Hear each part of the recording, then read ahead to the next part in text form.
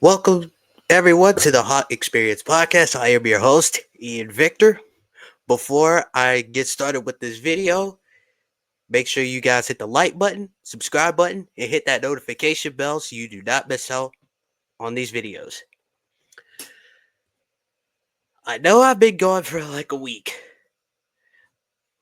I know that free agency has passed. I thought about making a video about free agency, but in my opinion, I'm just like, okay, I don't want to get into making that because I know there is going to be some people who's like, okay, we had a good one, but it'd have been okay if we would have had an offensive lineman. And to be honest with you, I kind of just grew too tired about seeing offensive linemen and all that. I am going to mention offensive linemen in this video a little bit, but not too much. We are officially a few days away. Oh, no. We are a few weeks away from this draft. So I may do like 2 to 3 more mock drafts. See if we can hit it from every angle to predict or to guess what the Seahawks would do. So this brings me to this video. And I'm going to tell you right now, there's going to be a lot of fans, a lot of Seahawk content creators. I'm telling you right now, they are not going to like this. They're not going to like a receiver taken at 18. A lot of people want an offensive lineman taken at 18, which I understand, but it ain't the end of the goddamn world. I'm being honest with you, bro. I know the offensive line has been a problem for a decade. I understand. It leads me to this. I would not be surprised if Seattle takes Emeka Egbuka at 18. I'm going to come off the record and say it. I will not be shocked. I will not be angry. I will not question if the Seahawks take Emeka Egbuka at 18. You gonna ask me, Ian, why do you want to take a receiver instead of an offensive lineman? Or take a best player available? Well, I am here to say that you are possibly taking best player available. But here's a caveat. We know character, intelligence, and do you love football is really big to the Seattle Seahawks organization and connections as well. You know, ever since Mike McDonald became the head coach, there is been an organizational shift where we want guys that want to be here. We want guys that love football. And I see Emeka Egbuka as one of those guys. I'm going to tell you why.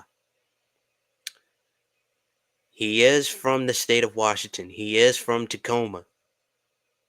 And he's literally came out and said he would love to play for the Seattle Seahawks.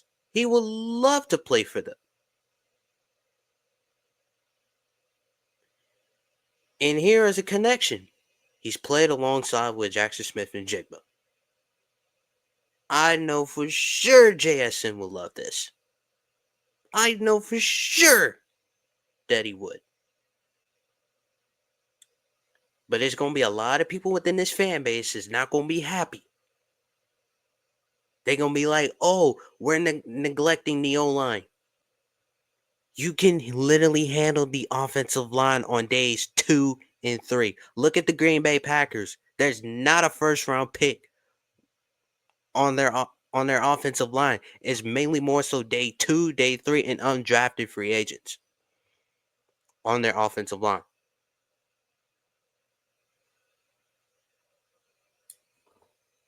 I'm just telling the truth.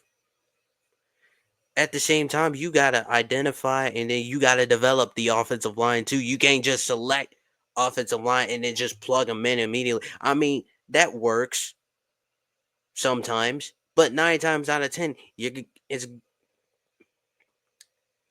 won't turn out so well without development. I'm sorry, but I gotta be 100.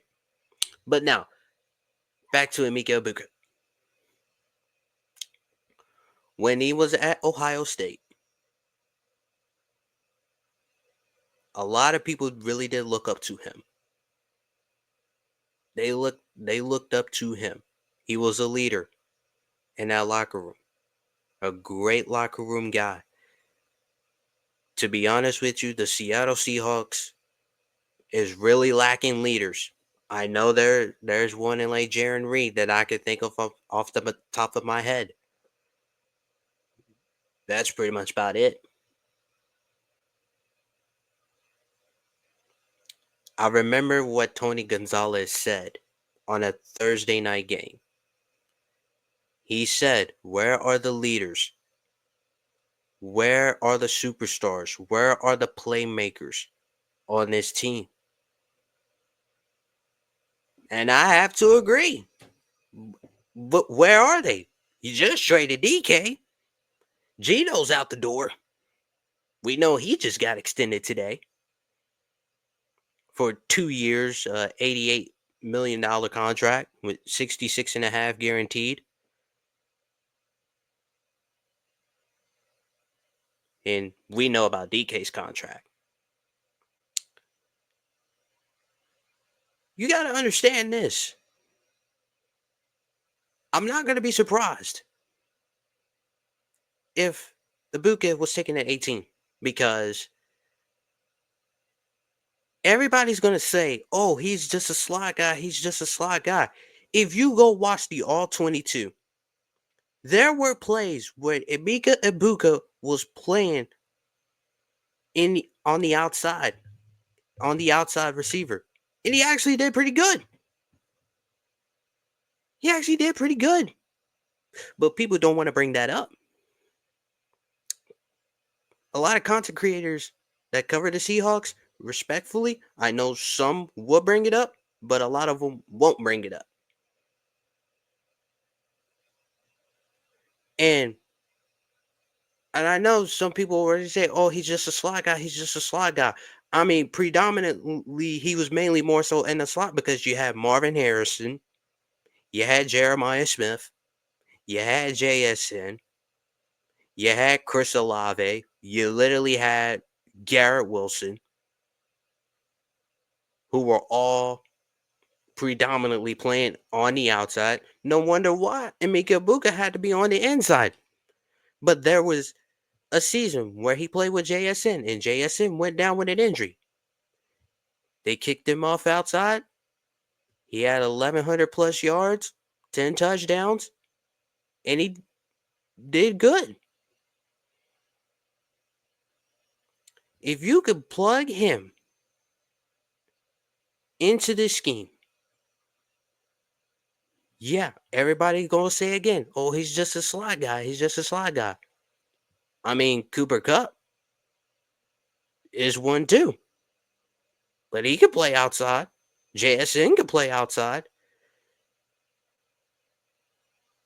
We know JSN is the only wide receiver that's going to be here long term. Cooper Kupp's going to be here short term. I don't believe Derek Young will be on this roster next year. I don't believe Cody White will be on the roster at the start of the season. I predict that he'll be on the practice squad. And I'm 50-50 if Bobo's even going to be on the team. And Marquez Van-Scantlin is on a 1-year deal. But we know how these 1 year deals turned out here in Seattle last year because we saw people that got 1 year deals during this time last season. They're not even on the team. Some of them didn't even make it through the season.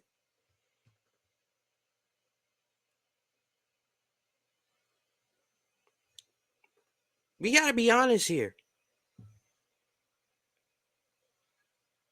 So I would ask people before y'all start getting upset, start disagreeing, which we all can disagree. Everybody has different opinions.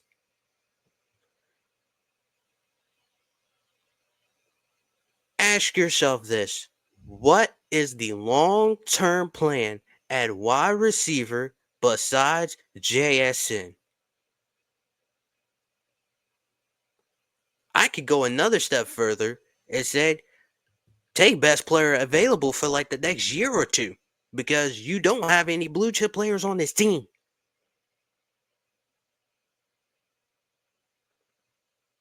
Yeah. But hey, I will not be surprised if Emeka Egbuka will be on this team. I won't even be shocked at all. A lot of people are not going to like it, but me personally, in my opinion, I will fully understand why they took they will take him. I'm not saying that it's going to happen, but I'm saying if that possibility, if that outcome was to manifest itself,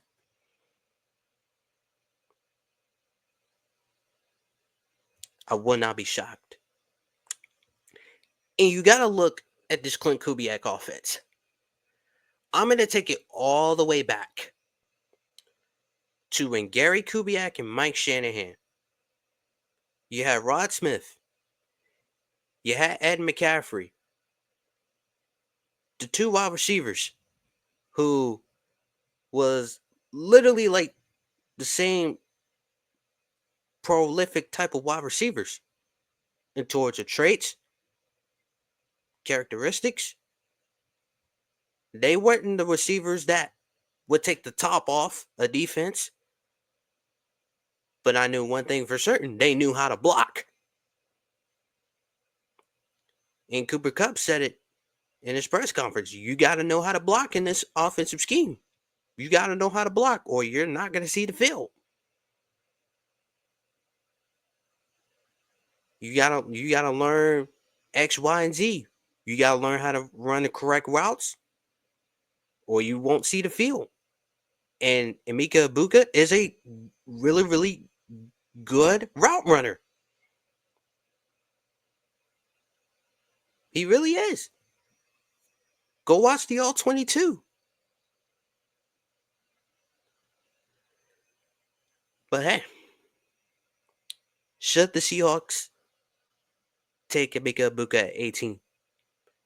In my opinion, if there's not a Gray Zabel on the board, if Gray Zabel's already off the board, if Tyler Booker's already off the board, I'm not sold on Nick Emenward. I don't know why people keep bringing up the comparison between him and Cam Chancellor. He's not Cam Chancellor 2.0.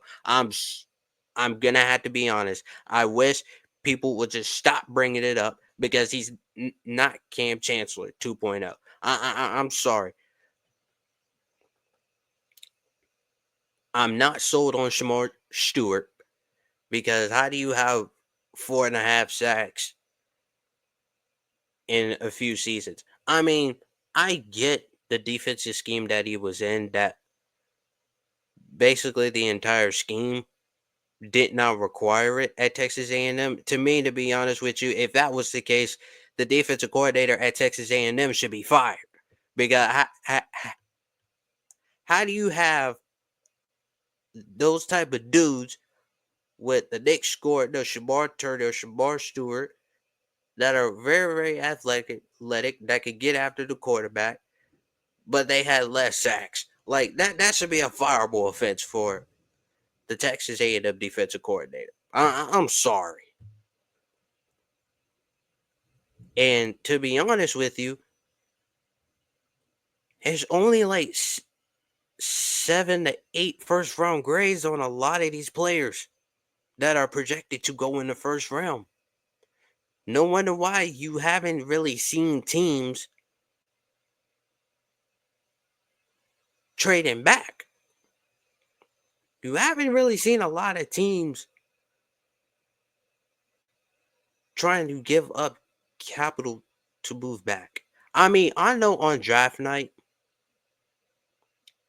there could be some action going on, but what I'm saying is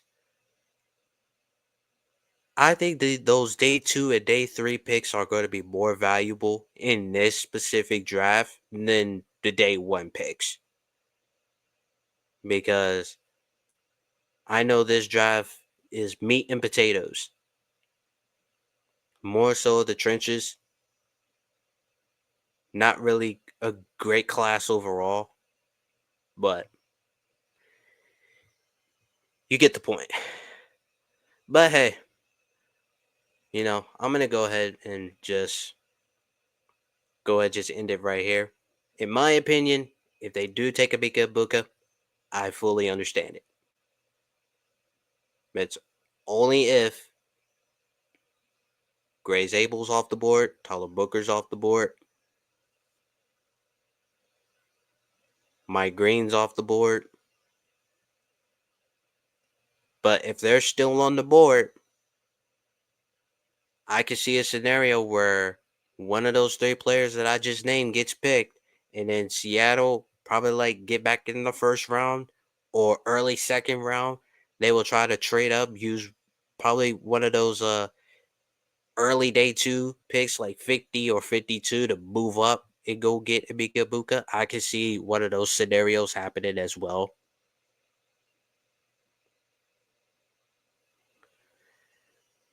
But hey, I'm gonna go ahead and end it right here. I'm gonna do some more of these videos. Or should the Seahawks take this such player at 18? I'm gonna do one about Kenneth Grant. I'll do one about Gray Zabel. I might want to do one on Tyler Warren or Colston Loveland. I'll do one about Emmemory as well. I'll probably do one about Siobhan Ravel as well. And I'll probably do a scenario where the Seahawks would trade back. But hey, I'm going to go ahead and end this right here. I love you guys. I appreciate you guys. If you like this video, hit the like button, hit the subscribe button, and hit that notification bell so you do not miss out. Till next time, I'm signing out. Peace.